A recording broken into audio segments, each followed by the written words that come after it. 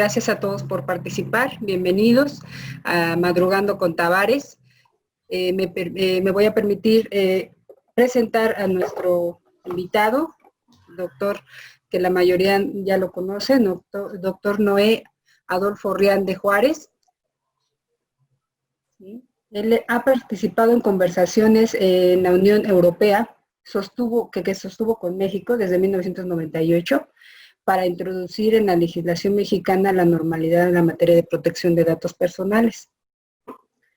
Posteriormente, ha participado en 2009 en las conversaciones en la Cámara de Diputados y organizó previamente el desarrollo de la Ley Federal de Protección de Datos Personales en protección de en posesión de los particulares.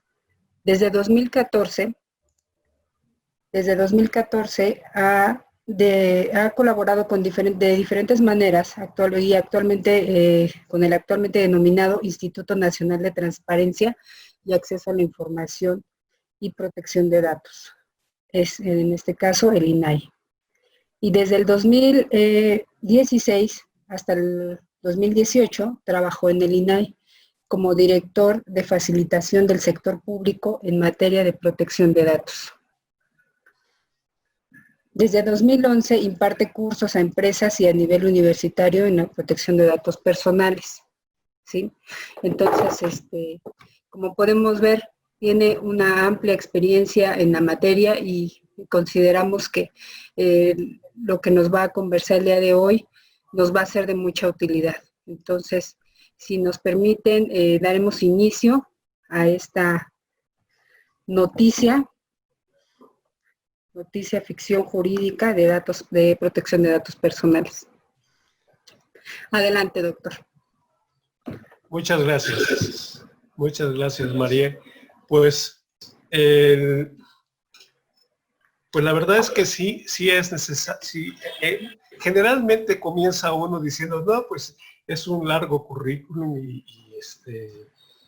y no es para tanto, bla, bla, bla. Pero en este caso sí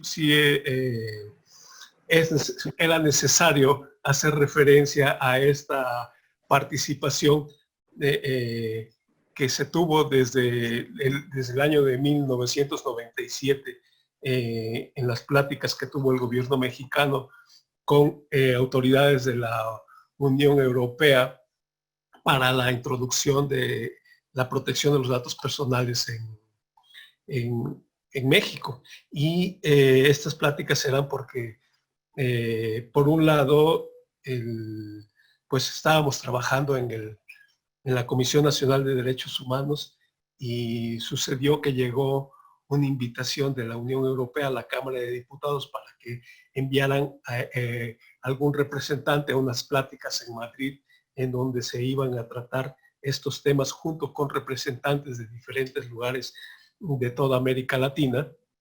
Y el objetivo era que ellos estaban por pronunciar, por sacar una directiva de la entonces Comisión Económica Europea para la protección de los datos personales y en donde se establecía que aquellos países que no tuvieran una legislación similar o adecuada a la que tenían ellos en Europa, pues se iba a impedir el trato comercial con estas instituciones, con estos países. Y pues era una especie de amenaza que de alguna manera se nos estaba planteando. Y bueno, el hecho es de que en la Cámara de Diputados en ese momento no tuvieron a nadie a quien invitar y retransmitieron la invitación tanto al INEGI como a la Comisión Nacional de Derechos Humanos, en donde ya estábamos trabajando en la automatización de las funciones al interior de la Cámara al interior de la Comisión Nacional de Derechos Humanos. Bueno, el hecho es de que ya estando allá, en Madrid, pues lo primero que nos plantean es, nos hacen una historia de cómo es que surge esto de la protección de los datos personales en Europa y qué tanta importancia tenía para ellos el proteger los datos personales. Luego que, pues les digo, nos iban a poner entre la espada y la pared para decirnos o legislan o no hay trato con ustedes. En realidad, pues no, sí, no era exactamente así, pero de alguna manera así se sintió que se tenía que hacer algo. Y la verdad es que México ya estaba trabajando la realización de un tratado de libre comercio con Europa, y en aquel entonces ya se empezaba a trabajar, y de alguna manera para nosotros, para México, para las autoridades mexicanas, pues resultaba una sorpresa, un freno, y bueno, que obligaba a atender este requerimiento. La manera como se salió adelante con esto es algo que puede ser que exceda a la charla de hoy. Pero el hecho es de que nos cuentan que allá por los años 60, cuando apenas empezaba a desarrollar la informática en la Unión Europea, en Europa, nos cuentan cómo poco a poco en diferentes lugares se fueron dando manifestaciones por parte de los estudiosos de la informática, y bueno, pues fue algo que en su momento, en los años 50 y 60, se veía venir, pero pues realmente no es que preocupara en mayor medida. En aquel entonces lo que se veía era el hecho de que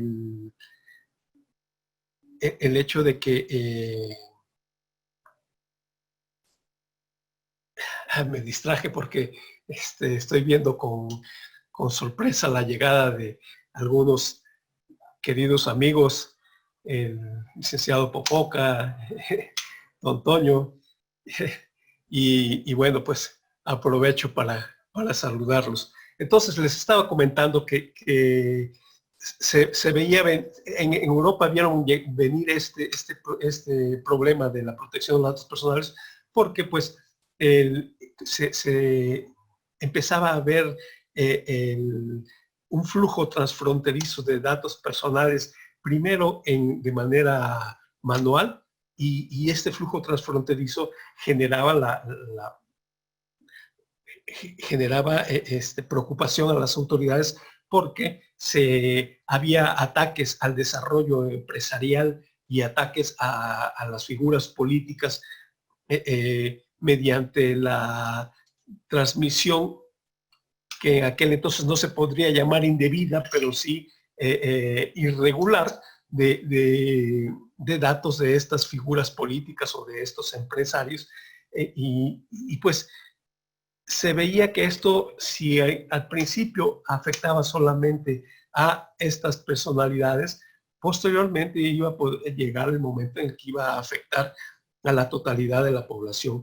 Y entonces, pues, nos platicaron cómo fue que se fueron dando primero manifestaciones, que si en Bélgica, que si en Alemania, que poco a poco se fue desarrollando este fenómeno, y llegó el momento en el que, pues, en toda Europa ya era una preocupación, y al grado de que se llegó a redactar esta directiva de protección de datos personales, que entraría en vigor en 1998.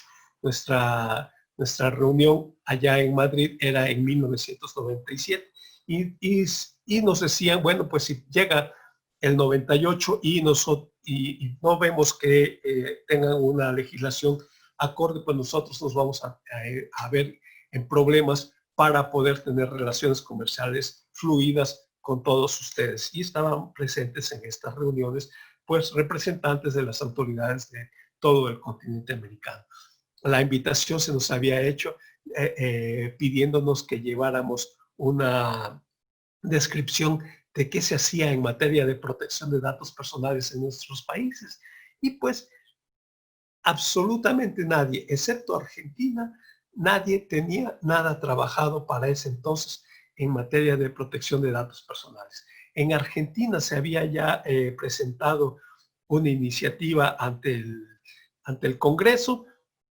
Sin embargo, el presidente en aquel entonces, ahora se me escapa el nombre, lo había vetado. No era Videla, era el anterior. Bueno, el hecho es de que había vedado esa legislación y se había quedado muerta. Los argentinos que estaban ahí presentes, entre los cuales se cuenta un querido amigo, Antonio Bielsa, que es alguien que sea estudioso del derecho informático o que sea estudioso del derecho administrativo a nivel internacional, conocerá bien ese nombre de Rafael Antonio Bielsa. Y bueno, el caso es que los argentinos se lamentaban mucho de que habiendo podido ser los primeros en América Latina de avanzar en este punto, pues habían sido frenados en seco por este veto presidencial. Y la verdad es que viéndolo con el tiempo, pues podría ser hasta conveniente, aunque en aquel entonces lo que se estaba protegiendo eran también, como suele suceder, los intereses de las grandes corporaciones. Bueno, entonces sucedió que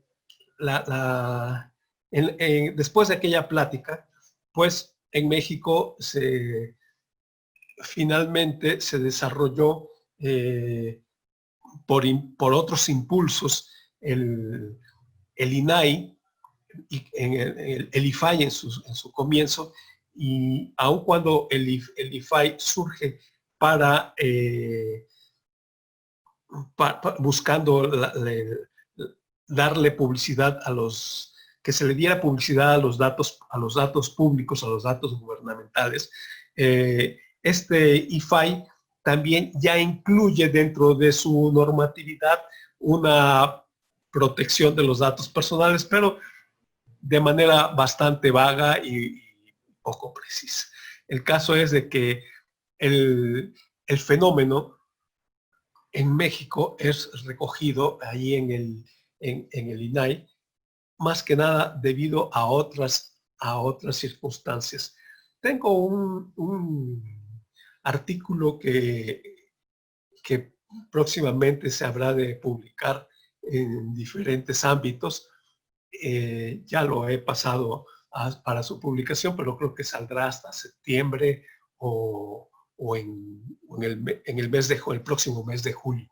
El caso es de que ahí planteo que pues cómo es que se desarrolla este problema, y este problema pues se desarrolla desde el principio, desde el momento en el que en México desde el momento que en México ay, perdón, es que tenía yo por aquí una música de fondo que me estaba rezumbando en los oídos y no me dejaba concentrar. Bueno, les decía, en México la protección de datos realmente no surge tanto para proteger a la ciudadanía, sino para impulsar el desarrollo del comercio electrónico.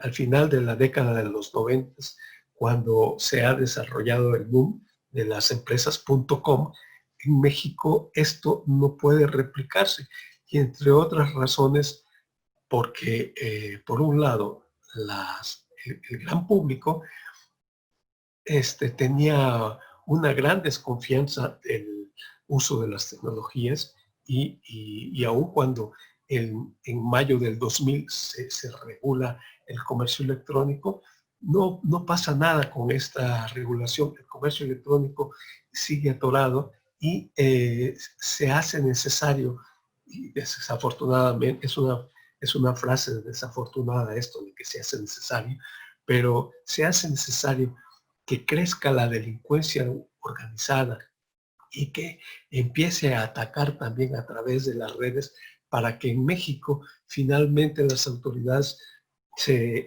consideren la posibilidad de regular el tema de la protección de los datos personales. Y de este modo es como solo hasta el 2008, o sea, 10 años después o 11 años después de que habíamos tenido las primeras pláticas allá en Madrid, 11 años después, en el 2008, se integra en una reforma que se le hace a la Constitución en materia penal, se integra líneas básicas que tienen que ver con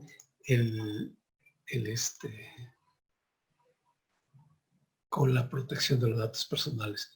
Perdónenme ustedes, me estoy moviendo rápidamente a una lámina de una presentación donde tengo el dato. Dice, en el artículo, se reforma el artículo 16 y con un texto donde dice toda persona tiene derecho a la protección de sus datos personales, al acceso, rectificación y cancelación de los mismos, así como a manifestar su oposición en los términos que fije la ley. ¿Cuál ley? No había ley todavía. Eso, la ley sucedió, fue algo que sucedió hasta 2 años después. Y bueno, pero el hecho es de que ya es un gran logro que aparezca después de más de 10 años o después de 8 años de que se había ya generado la regulación en materia de comercio electrónico, que se implantara o se plasmara en nuestra Constitución un texto como el que acabo de leer, porque pues finalmente nuestra sociedad empezaba a tomar en cuenta ya el problema de la protección de los datos personales. Y la verdad es que el 2008 es ya 2008 o 2010 que fuera, en ambos casos es sumamente tarde en relación con lo que en Europa había sucedido desde los años 60, 70, donde poco a poco se había dado esta regulación en materia de protección de datos personales. Y bueno, y sucedió que en Europa comenzaron tan pronto porque, a diferencia de México, donde la normatividad en general estamos acostumbrados a que provenga de una propuesta de alguna autoridad y de ahí, una vez que se implanta, se derrame su conocimiento hacia el resto de la sociedad. En Europa, por el contrario, el desarrollo de la legislación se da en primer momento en el ámbito de la gente que trabaja el tema, como fue entre los informáticos en los años 60, entre ellos empezó a darse el conocimiento de este problema, y fue así como poco a poco fueron subiendo de nivel sus observaciones a partir de artículos, a partir de presentaciones en diferentes tipos de reuniones, hasta que llegaban al conocimiento de las autoridades, y entonces empezaban a surgir los planteamientos de normatividad que pudiera servir para atender este nuevo fenómeno que se había surgido en la sociedad. Y pues nosotros, en nuestro caso, pues no sucede así. En nuestro caso sucede que el desarrollo de esta legislación no surge como una exigencia de la ciudadanía, sino surge por las presiones del sector empresarial. Y a partir de ello es que finalmente pues nace en el 2010 una ley que que nace, pero nace débil, y nace débil por varios motivos. Para comenzar, se le carga su aplicación a un IFAI, que era un organismo que se dedicaba únicamente a la protección o fundamentalmente a la protección de derecho de acceso a la información gubernamental y no a preservar la privacidad de los datos. Por lo cual, la instrumentación de la protección de los datos personales en esa institución se retardó, tuvieron que asimilar este nuevo derecho, reestructurar su funcionamiento y por otro lado deslactosarlo digo yo, porque había que hacer que esta nueva legislación no impactara negativamente en el desarrollo de la actividad empresarial en México. Entonces, pues el INAI comienza a trabajar allá por el 2010 en esto de adecuarse a la aplicación de este nuevo derecho. Sin embargo, ya desde el 2009, en las pláticas que se habían dado en la Cámara de Diputados, bueno, más que pláticas, una serie de reuniones que hubo con diferentes estudiosos y tratadistas, se eliminó el que en México el IFAI surgiera con una figura que había surgido en Europa. En Europa comenzó la protección de los datos personales. En todos lados se pedía que se creara un registro nacional de bancos de datos personales. Generalmente se daba una vacatio legis similar a la que se da en muchos otros casos, inclusive hasta de 3 años, como sucedió en España. Y esta vacatio legis era para que el público que tendría que someterse a esta nueva legislación, concretamente los empresarios, pues pudieran ir adecuando su forma de trabajar para que cuando entrara en vigor la legislación en la materia, pues estuvieran ya en posibilidades de trabajar con los datos personales, respetando los principios de la protección de los datos personales que ya desde entonces se habían difundido dentro de la legislación europea, mismos principios que en la actualidad siguen rigiendo la protección de los datos personales en la mayor parte del mundo.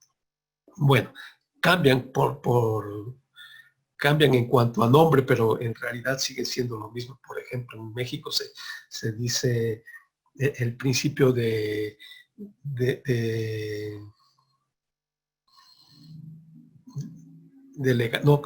España se dice el principio de legalidad, en México se dice, tiene otro nombre ahora, se me escapa por la prisa de poder tener todos los datos en la boca. Pero el hecho es de que los principios se busca respetar desde aquel entonces, pero en México se dice, no pongamos esto del Registro Nacional de Banco de Datos Personales.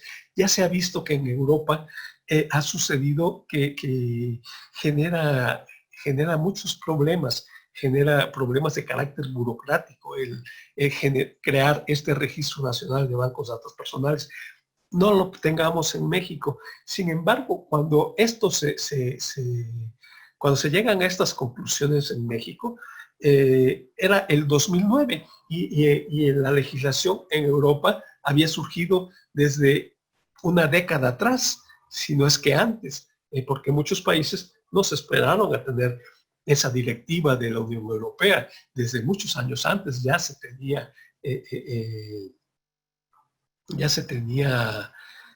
legislado en la materia y ya se tenían diversos ordenamientos que regulaban la materia. En fin, el hecho es de que en en el 2009, que se toma en México esa decisión, no se ve que o no se toma en consideración que el hecho de que haya existido ese Registro Nacional de Bancos de Datos Personales en Europa permitió que se desarrollara un control del cumplimiento de la protección de los datos personales en Europa y que para ese entonces, para el 2009, ya hubiera una vigilancia muy cerrada, muy estricta por parte de las autoridades europeas, que en México pues no había manera de que se desarrollara de la noche a la mañana. Por el contrario, se buscaba que esta nueva legislación no impactara negativamente el desarrollo de la actividad empresarial. Y esto pues no era pensar en los ciudadanos, sino era pensar en la actividad empresarial. Y si bien es cierto que los ciudadanos se iban a ver protegidos con esta legislación, de todas maneras esta legislación, les decía a ustedes, nace débil porque está ya desde el principio adoleciendo de elementos que en otros lugares permitieron que se desarrollara una auténtica protección de los datos personales. Imagínense ustedes que todavía hasta el 2014, y esto porque no me he metido todavía a revisar en la página de internet de la, ¿cómo se le llama en Italia? En Italia se le llama el garante dei dati personali.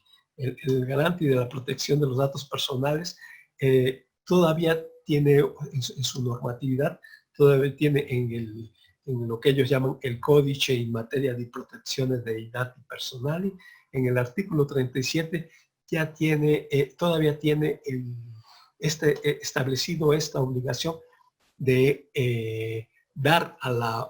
de reportar, de registrar ante la autoridad nacional los bancos de datos personales, pero en este caso ya no de la totalidad de los bancos personales de datos personales, sino la totalidad de aquellos bancos de datos personales que se ocuparan de datos sensibles. ¿Por qué? Pues porque si bien ya no se iban a llevar un control de todos porque todo el mundo estaba ya para el 2010, que fue cuando se redujo en Italia el registro nacional solamente a los datos sensibles. Cuando se hace esta reducción, se deja la obligación de registrar los bancos de datos sensibles, porque pues era realmente importante poder detectar en qué momento pudiera dañarse a la privacidad de la ciudadanía. Y bueno, pues el caso es de que en México ni siquiera ese tipo de registros tenemos de los datos personales. Por otra parte, pues en México la protección de los datos personales que proviene del derecho, de un desarrollo del llamado en Europa como derecho a la autodeterminación informativa, cosa que ustedes ya conocerán seguramente, muchos de ustedes, y los que no lo conozcan, se los comento rápidamente. Pues este derecho es el derecho a autodeterminar, a que uno sea quien determine quién va a conocer mis datos, qué uso le va a dar a mis datos, a quién se lo puede transferir, qué puede hacer y qué no se puede hacer con mis datos personales. Este derecho a la autodeterminación informativa, que es un derecho que está visto con el objeto de proteger a la ciudadanía, cuyos datos han tenido que entregar a las empresas o a las autoridades para que se trabaje con esos datos. Esta ciudadanía pues se encuentra con que en realidad este derecho a la autodeterminación informativa en México es algo que solamente sucede si la entrega de los datos personales se da en el contexto de una situación jurídica, ¿sí? Si alguien va por la calle sacando fotografías a personas que encuentra sexualmente atractivas, por decir algo, no aplica la autodeterminación informativa, ¿sí? ¿Cómo puede usted hacer que en México no se puede obligar a quien está tomando esas fotografías a dar de alta ese banco de datos, ¿sí? La legislación existente solamente regula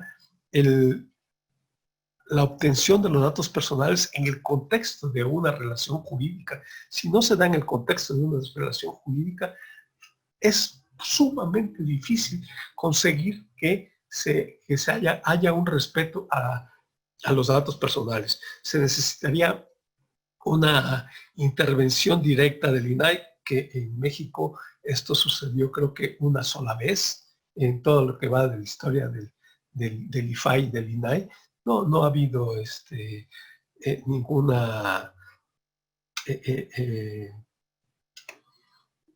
ninguna intervención de la autoridad por iniciativa propia. Bueno, el caso es de que esta no aplicación de la autodeterminación informativa se da todos los días. A los periodistas no hay manera de hacer que respeten ese derecho.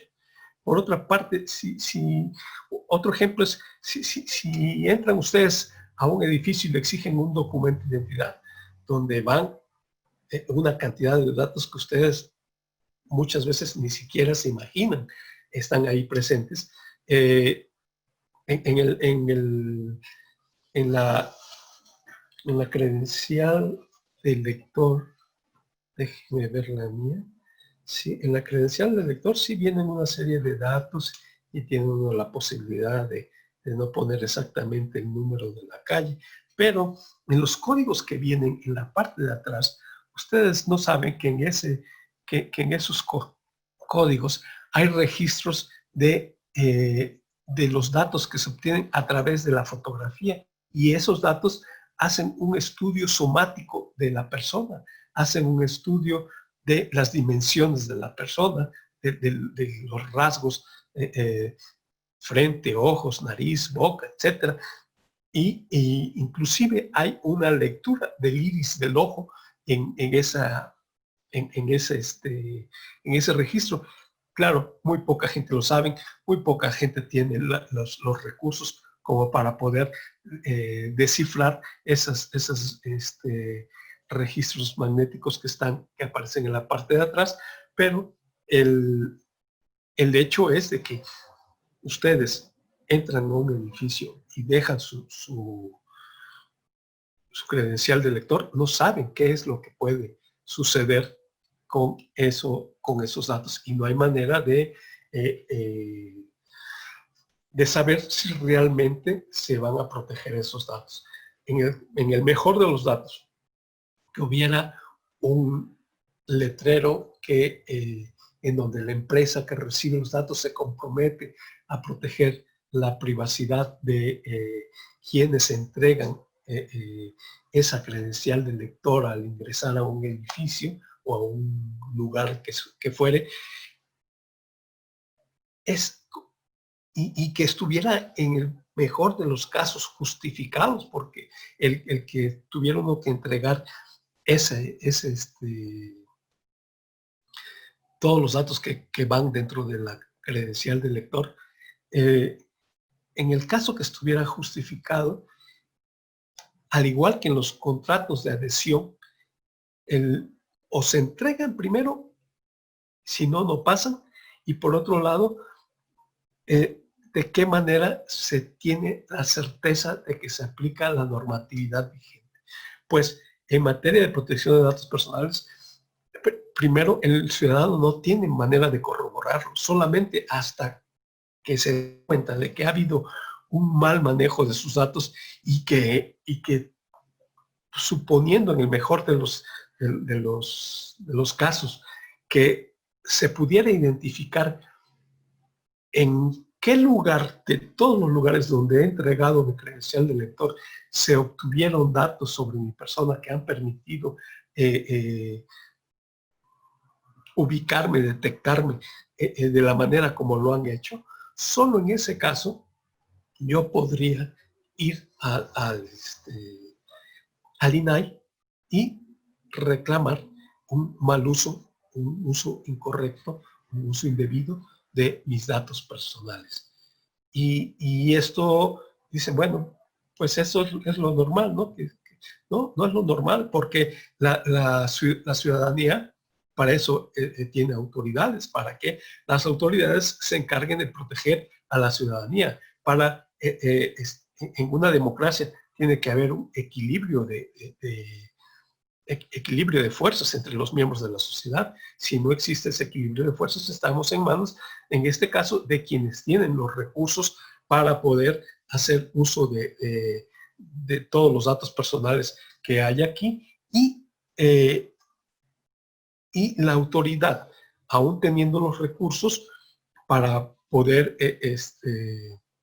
hacer un trabajo de inteligencia informática que permitiera proteger, pues no lo hace. ¿Por qué? Porque la legislación en México dice que solamente hasta cuando el ciudadano se dé cuenta y lo reclame ante el INAI, es que el, el garante mexicano de la protección de datos personales, el INAI, va a entrar en acción.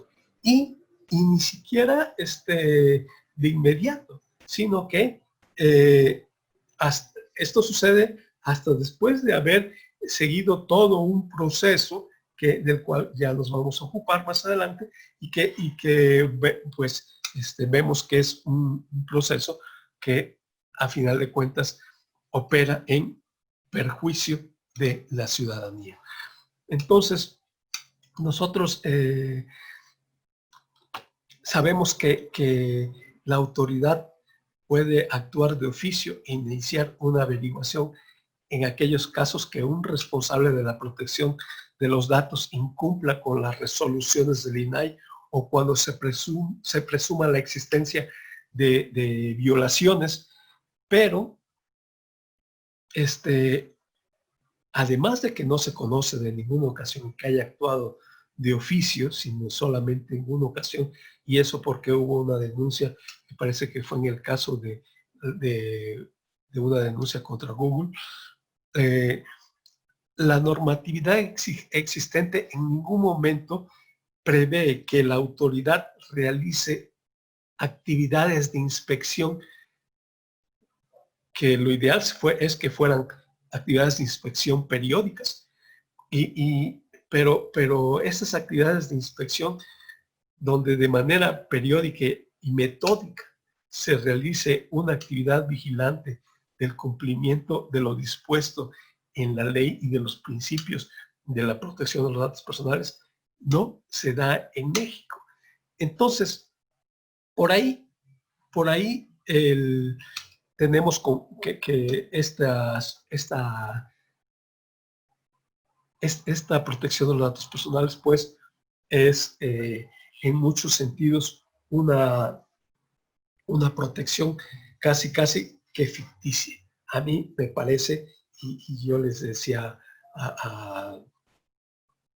aquí a la licenciada María Cardoso, que es fácil de entender por qué estamos ante una ficción, porque los ciudadanos estamos en verdad desprotegidos ante la falta de cumplimiento a los principios de la protección de los datos personales. Hay muchos más elementos.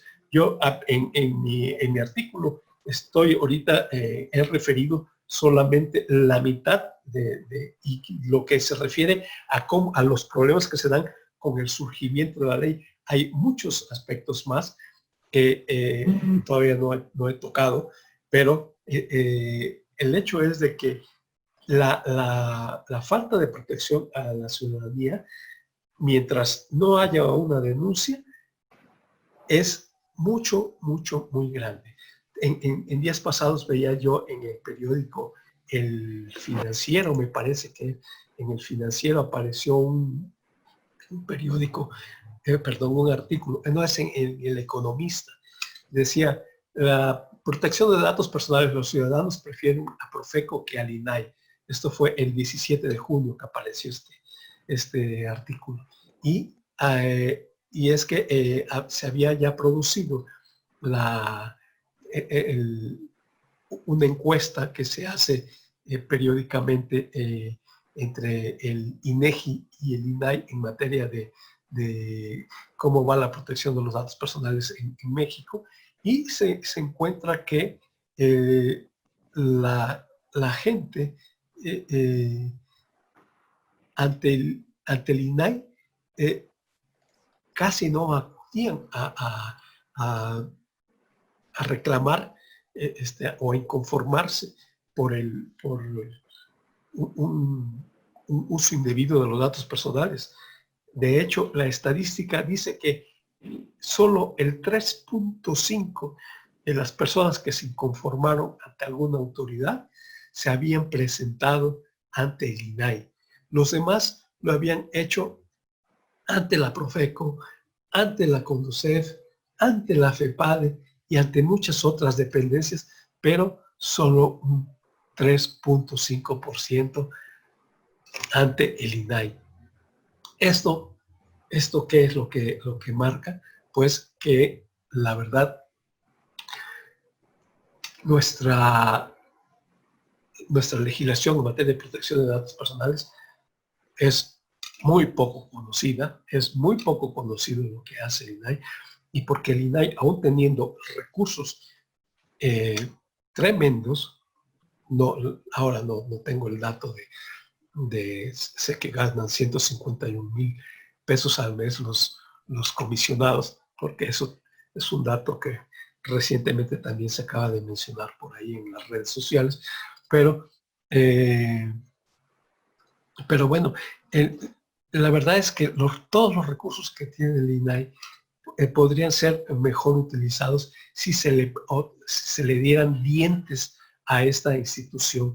Esta institución es una institución que hoy en día podría aprovechar el hecho de que estamos en una época de transformaciones y darle a esta legislación en materia de protección de datos personales la fuerza necesaria como para poder realmente estar frente a una protección de los datos personales, cosa que no sucede en la actualidad. La protección que se da es muy buena. Hay gente que está dentro del INAI que está muy capacitada como para hacer las investigaciones respecto de si se cumplen o no se cumplen con los principios de la protección de datos personales, pero les digo, sucede solo únicamente después de que de que ha habido una denuncia por parte de algún ciudadano que se ha dado cuenta, obviamente que se ha dado cuenta de que sus datos personales han sido manejados de manera irregular. Entonces, abogada María, sí, doctor. Dígame usted, algo que no le pregunté nunca.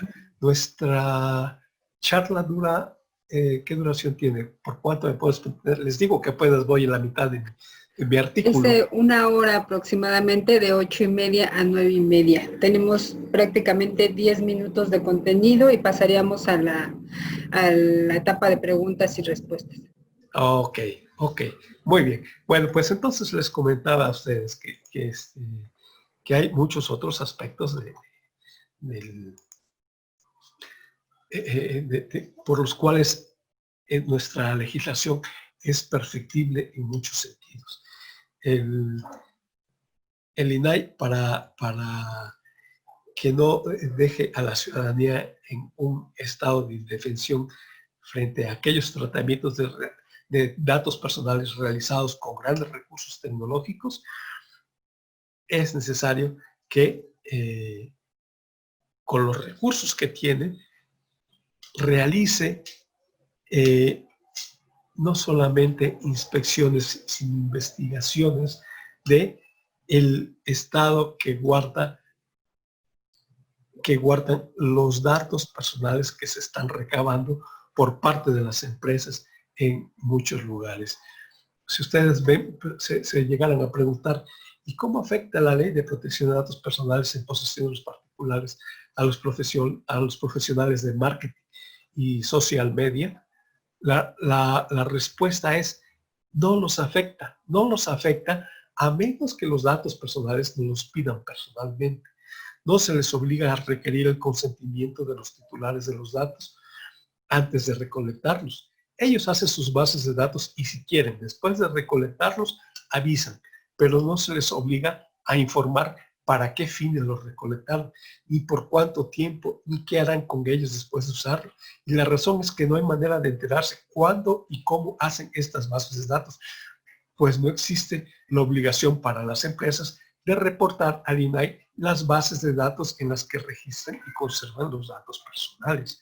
Si nosotros quisiéramos saber qué hacen con la información obtenida a través de las cookies que implantan en nuestros equipos cada vez que accedemos a un sitio de internet, a una página web, la verdad es que sí hay en algunos casos quienes nos dan alguna información, en algunos casos porque no se ve desde, aun cuando el reglamento surgió un año después de la ley en el 2011 y ahí ya se hablaba de que se tenía que informar para qué se usaban los datos que se obtenían a través de las cookies.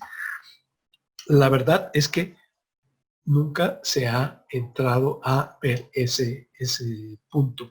Y hoy en día existe una situación que ya he denunciado en otros foros, que se da de una manera donde hay una situación que se da de una manera donde ni siquiera las empresas que contratan la introducción de cookies dentro de sus páginas web, ni siquiera ellos saben qué es lo que se va a hacer con la información que se obtiene a través de esas cookies. Y esto sucede porque estas empresas que hacen las cookies y las venden a quien desarrolla su sitio web con el fin de que la empresa que tiene el sitio web pueda saber quiénes son las personas que en un momento dado se interesan por conocer su información y proporcionarle más información respecto de sus productos y servicios. Estas empresas no saben que quienes hacen quienes les venden estas cookies, no solamente ponen y extraen información que le es útil a la empresa que contrató, sino que como se dedican a esto, extraen información que la misma información que le es útil a él puede serle útil a muchas otras empresas. Y entonces se dispara y se multiplica la cantidad de empresas que son beneficiarias de los datos que se obtienen a través de las cookies que una determinada empresa contrató para su sitio web, y de repente encuentra que hay personas que llegan a requerir de sus servicios y no precisamente por las cookies que se pusieron que él contrató que se pusieran en su máquina, sino por las cookies que se pusieron en algún otro equipo en algún otro servidor de otra empresa que quizás hasta ignora la existencia de esta otra empresa. pudiendo ser una empresa que está en otro lado del mundo y pues que él jamás imaginaría que desde allá pudiera llegarle algún posible requerimiento de bienes o servicios de aquel lugar del mundo. ¿Por qué? Porque la red de conexión entre estas cookies se llaman, se da gracias a que existe otro tipo de cookies que se llaman cookies de sincronización. Las cookies de sincronización sincronizan cuál es la información que se obtiene en un determinado lugar y la conectan con aquellas otras empresas que pueden tener necesidad de ese tipo de información. Es una tecnología que es realmente maravillosa, pero que si estuviera regulada, pues estaría perfecto, ¿no? Que se regulara, que las transferencias de los datos se hiciera en los términos en los que marca la ley, dándome a conocer a quién se lo transfiero, quién es el responsable, qué usos le va a dar a esa información la empresa que reciba los datos. No sé, hay varios elementos de la protección de datos personales que operan para cuando hay una transferencia de datos personales y estos no se respetan, no se respetan. Y pues, ¿de qué manera podría un usuario común y corriente, un ciudadano común y corriente, detectar esto? La verdad es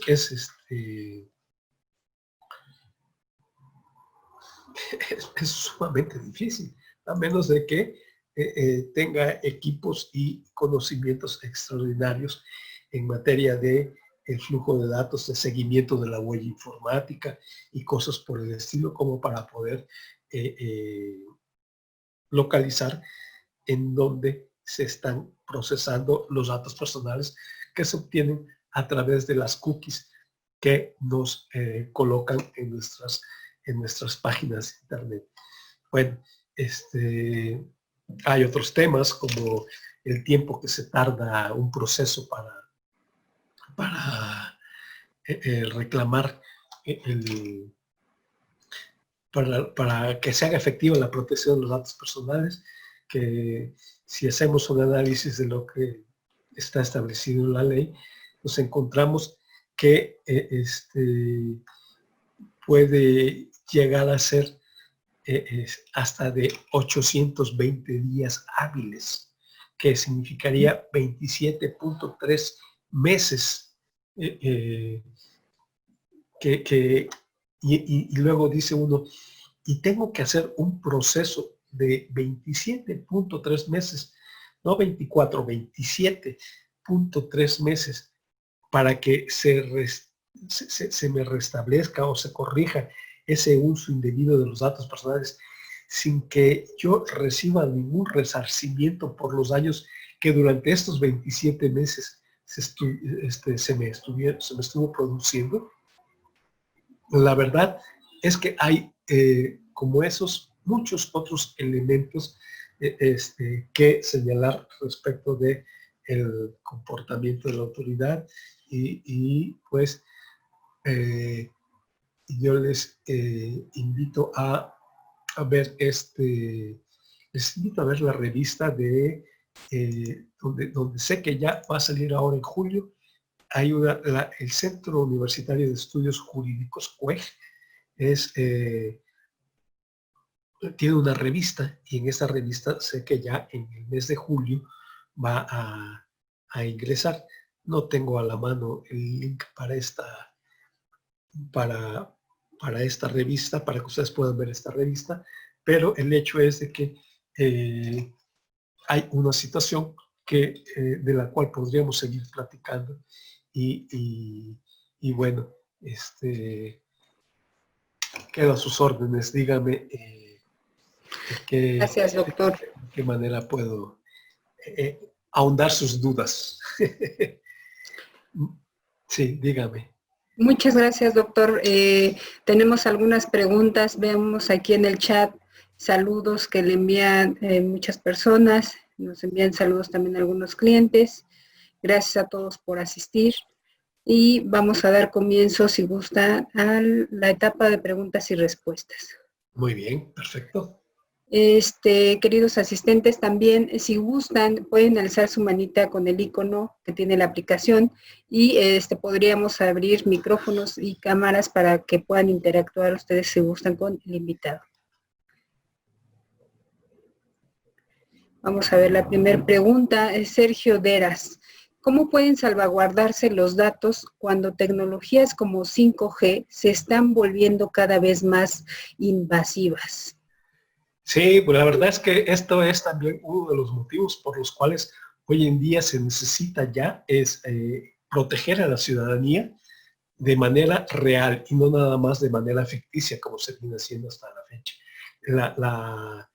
La capacidad como para poder intervenir en, en la información que se almacena a partir del uso de las telefonías, de las tecnologías de telefonía y otras tecnologías.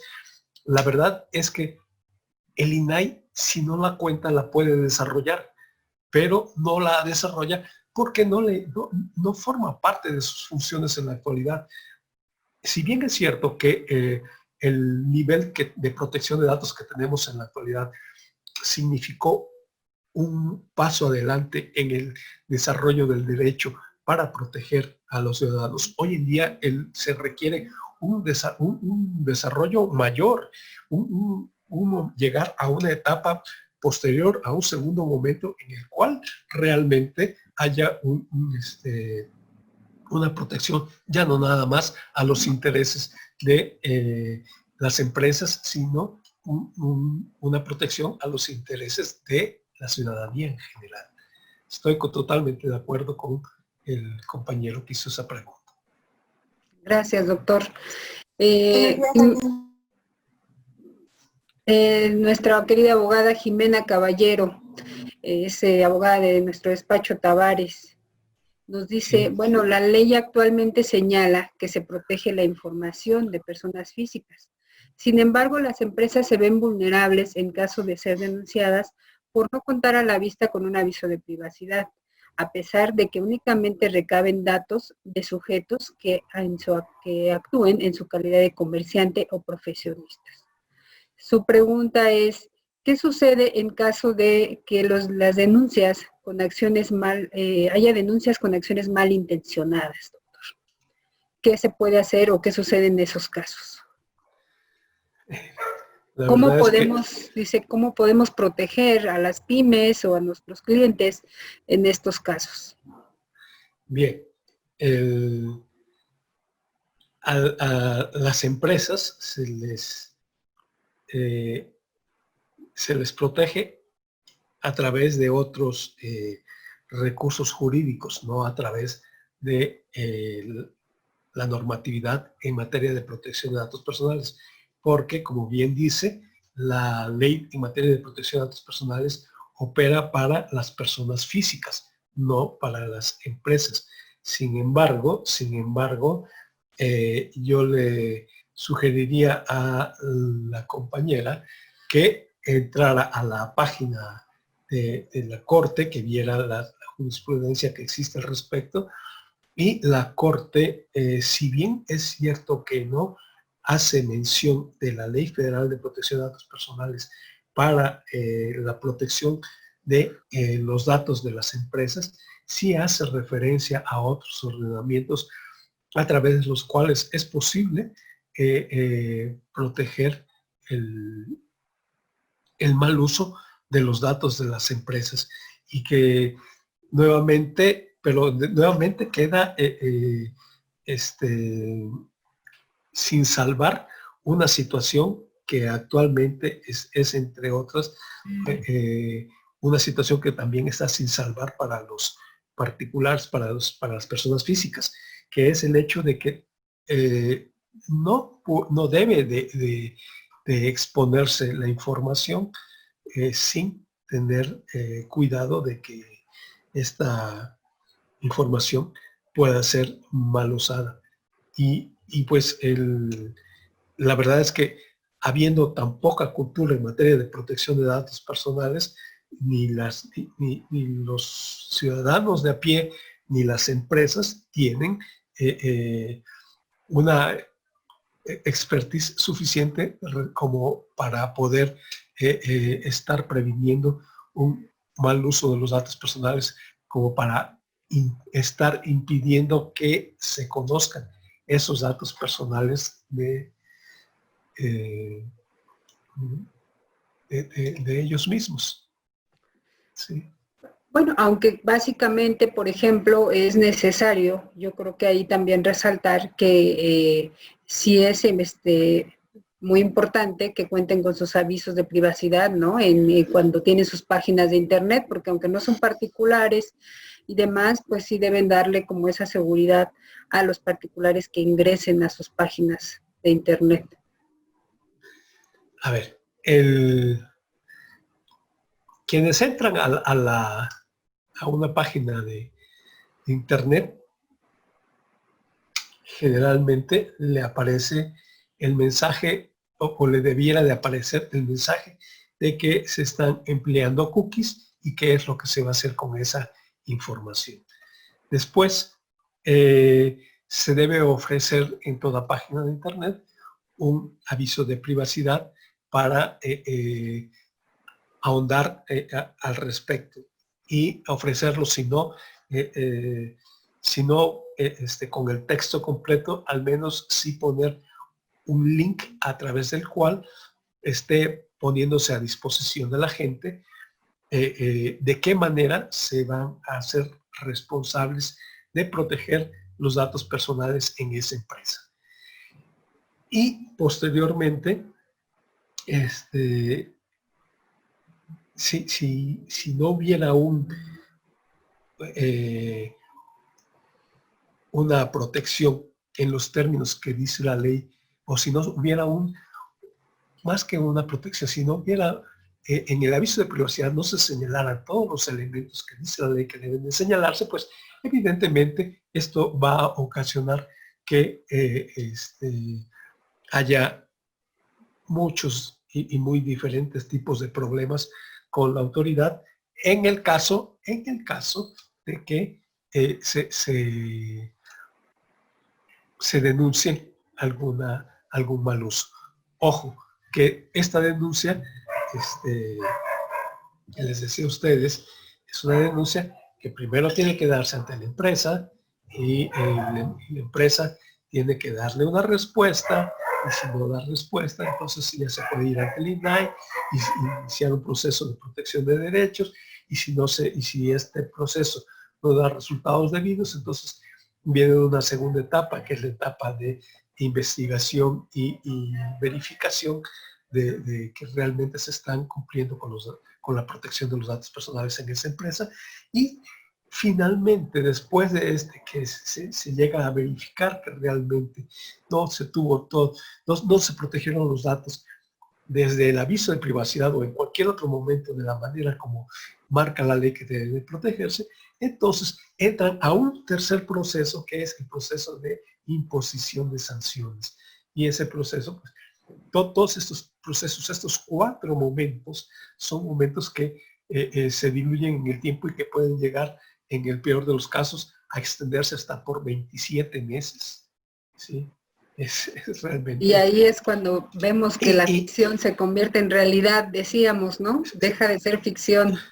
La sanción pone la INAI. Y ni siquiera, porque más de uno que esté escuchando se dará cuenta que hay muchas empresas que han sido sancionadas y van y apelan ante el Tribunal Federal de Justicia Fiscal y Administrativa, no es nada más de justicia administrativa, y ahí el proceso sigue. Pero lo grave también para la empresa es que se está perdiendo muchísimo tiempo en un procedimiento que, si desde el principio se le hubiera existiera, como existe en Colombia, unos lineamientos claros acerca de qué es todo lo que se debe de hacer para tener un real, para poder demostrar que se está cumpliendo con la responsabilidad de proteger los datos personales. Si existiera eso en México, pues podríamos nosotros, o nuestros empresarios podrían rápidamente evitar toda esta pérdida de tiempo y dinero que va implícita en un proceso tan largo. Y bueno, no sé si esa... Claro. Es muy extensa la información que se requiere para poder dar un blindaje, digamos, en materia de protección de datos a una empresa. Y pues ahí la sugerencia es, pues sí, acudan a los especialistas, en este caso, pues los que son clientes de nosotros, pues ya nos conocen y podemos apoyarlos. Y pues también hay especialistas como el doctor que pueden apoyarlos también en estas áreas. Que con un curso, la verdad, con un cursito de 18 horas se lleva una información valiosa, porque además lo acompaño con alrededor de 70 documentos que sirven de soporte para todo lo que ahí se dice. En fin, cuénteme alguna otra pregunta. ¿Usted no tiene ninguna pregunta en particular? Sí, tengo algunas, pero quiero darle primero acceso a las preguntas de nuestros invitados. Nos dice un comentario, Carlos, excelente panorama en el que resumen el viaje histórico de la protección de datos personales. La perspectiva desde otros ámbitos como el europeo es importante. Sí, bueno, pues está de acuerdo con usted con esos panoramas históricos que se dieron. Aquí José Antonio nos mandó la liga de la revista, por si alguien la quiere consultar también. Muy bien. Julia Zamora, claro, Julia Zamora nos dice, el problema radica en el desinterés de la ciudadanía, en proteger sus datos personales, asimismo en los avisos de privacidad mal hechos, por parte de los particulares que captan datos. ¿Qué opina del convenio 108 Plus? Mire, el primer punto es el desinterés de la ciudadanía. Es cierto que existe, pero también es una situación que se da en circunstancias muy particulares. El mismo fenómeno de el desinterés por parte de la ciudadanía se vivió en Europa desde que yo tengo conocimiento. En el año del 98 les comentaba yo que estuve en Madrid. Bueno, eso fue en mayo. En septiembre me invitan a otro evento en Bélgica y en donde se tuvo oportunidad de escuchar algunas ponencias tanto de la Autoridad de Protección de Datos Personales del Reino Unido como, por ejemplo, de Dinamarca, en donde ya se planteaba esto de cómo hacer para que la ciudadanía se interesara realmente en proteger los datos personales. Y las conclusiones era que necesariamente para que la ciudadanía se interesara se requería una cada vez más, una cada vez mayor presencia de parte de las agencias de control, como les llamaban allá, o como les llaman allá en Europa, las agencias de control de datos personales. Estas agencias de control de datos personales son como los órganos garantes de la protección de los datos personales, y que solamente en la medida en que sea más notoria y más eficaz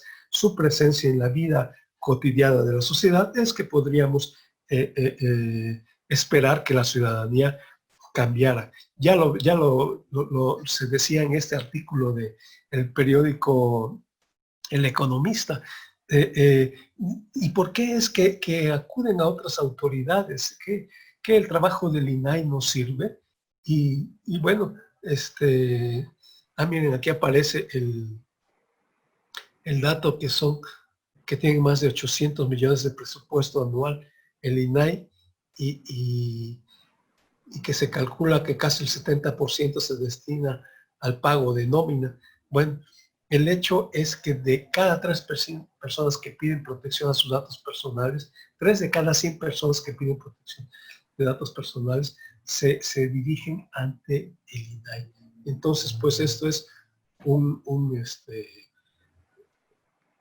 problema un artículo que nos pone en evidencia este problema de la falta de presencia de la institución, y esta institución, que es una institución que nace y se desarrolla con principios muy nobles como proteger este derecho humano, es una institución que bien merece que se le provea de, como se dice en el argot jurídico, que se le provea de dientes como para que se empiece a notar la eficacia de su trabajo y no se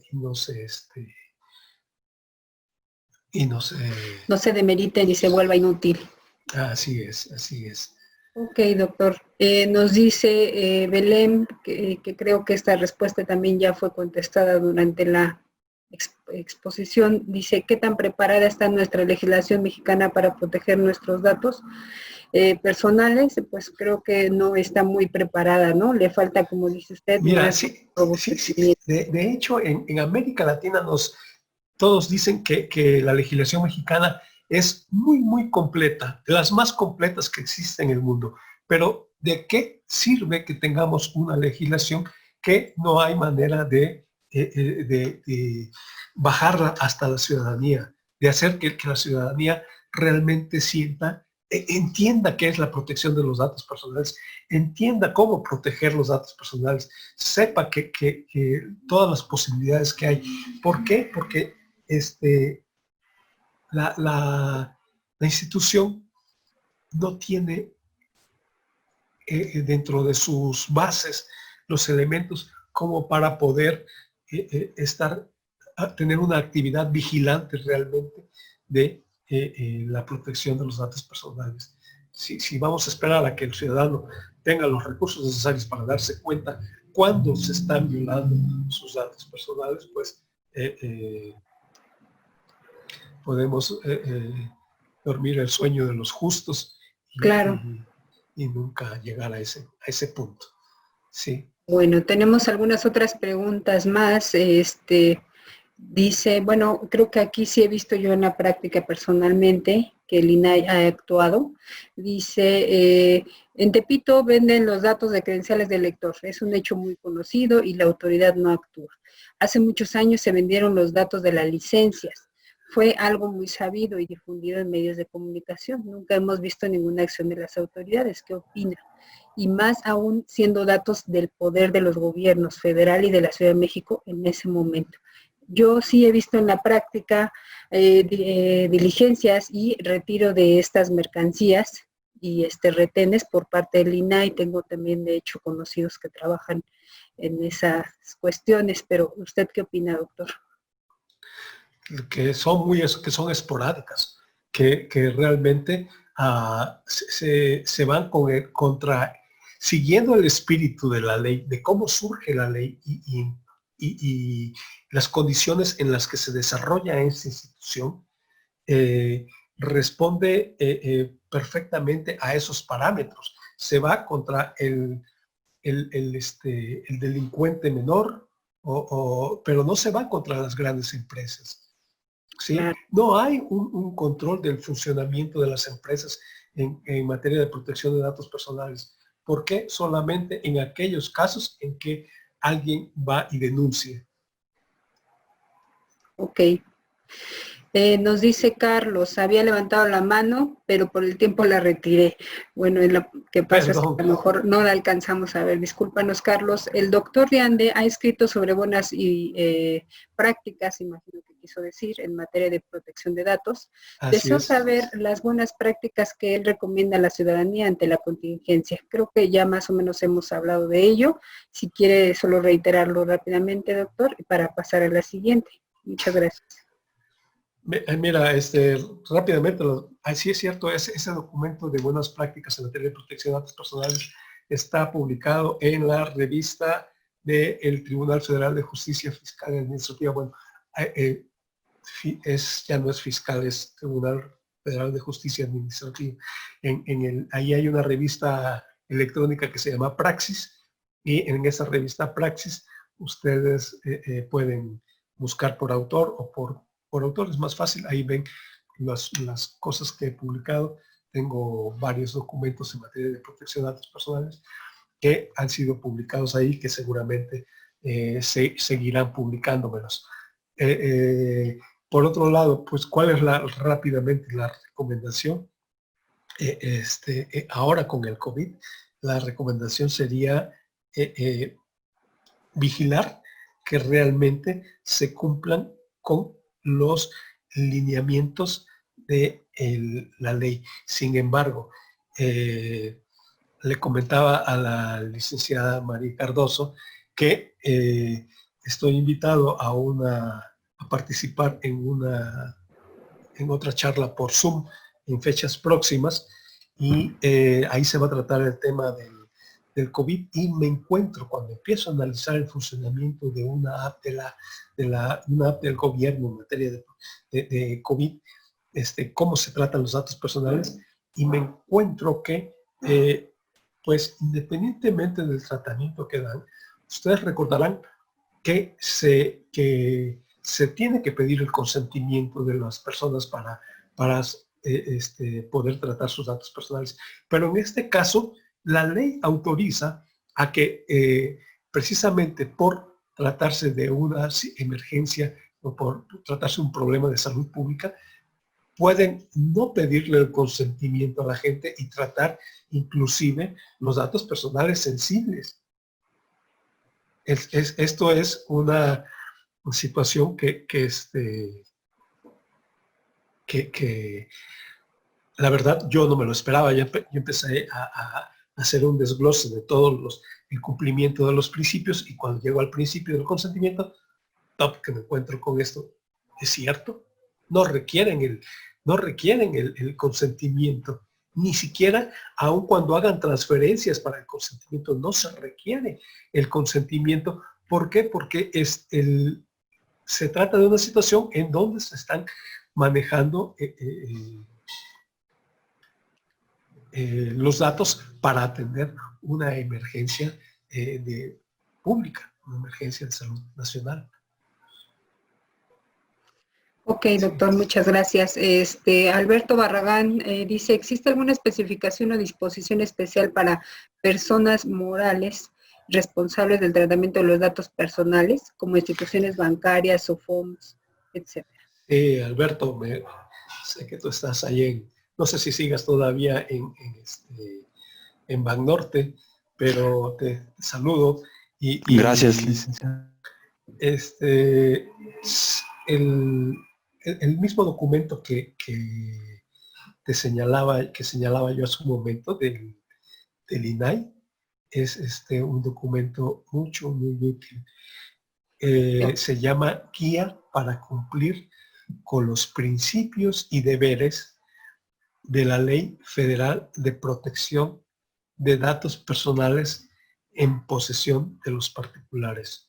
Que por ahí ya me parece, perdón, que nos lo compartió José Antonio Pérez, si gustan, está en el chat. No, José Antonio nos compartió la liga para la revista, donde va a aparecer este artículo.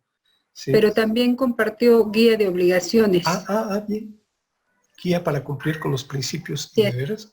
Okay. Sí, lo pueden encontrar ahí en el chat. Bueno, perfecto. Sí, pero déjame decirte algo, Alberto.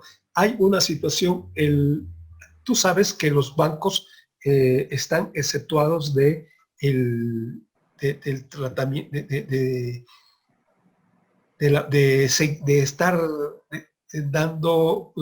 estar cubriendo los principios y deberes que marca la ley cuando se trata de darle tratamiento a los datos de sus clientes, ¿sí?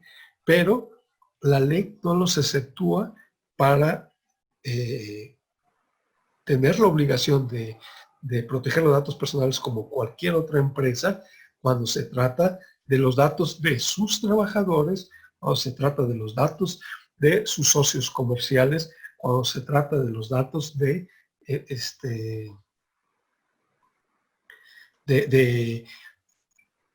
otras empresas que por algún motivo les pasan los datos personales, quizás de manera justificada, como es el caso de cuando una empresa abre una cuenta de nómina para todos sus trabajadores en un banco y le transfiere o le transmite todos sus datos personales de sus empleados al banco. El banco tiene que tener el cuidado de todos estos datos personales, trabajarlos como si fueran su responsabilidad, ¿sí? Porque una vez que se le han transferido, tienen que cubrir las obligaciones que todo responsable de la protección de los datos está obligado a cumplir. Muchas gracias, doctor. Marca Citlali dice, bueno, muchas felicidades al doctor por su exposición, muy certero y actualizado. Gracias. Gracias a todos por acompañarnos. El tiempo se nos está terminando, prácticamente estamos ya en el cierre, pero me gustaría hacerle yo personalmente una pregunta, doctor, y ya para terminar, ¿por qué deben existir medidas para resarcir el daño ocasionado por un tratamiento indebido de los datos personales? ¿Qué es lo que muchas veces causa curiosidad? Si, bueno, al final me pueden resarcir a mí el daño que me ocasionan o no. Según la legislación actual, sí podría usted obtener un resarcimiento. Después de que pasaran esos 27 meses, ¿sí? Usted, y que ya obtuviera una resolución a su favor como ciudadano, podría usted con esa resolución en mano ir ante un juzgado de lo civil y promover una acción para que se le restituya el daño. Sin embargo, la verdad es que en todo el mundo existen personas como un servidor que nos damos perfectamente cuenta que el ciudadano de a pie pues necesita que de alguna manera